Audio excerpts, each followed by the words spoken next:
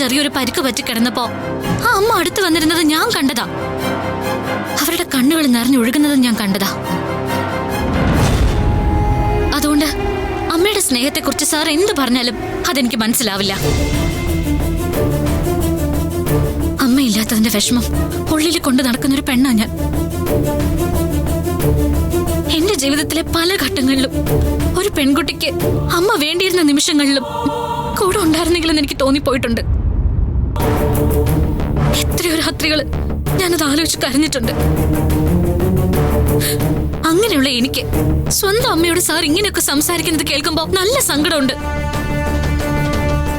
അവരവരുടെ വഴിക്ക് വിട്ടേക്ക്, വേദനിപ്പിക്കാതെങ്കിലും ഇരിക്കൂ സാർ. നന്ദിനി മതിയാക്ക്. എനിക്ക് ഈ സംസാരം തുടരാൻ താല്പര്യമില്ല.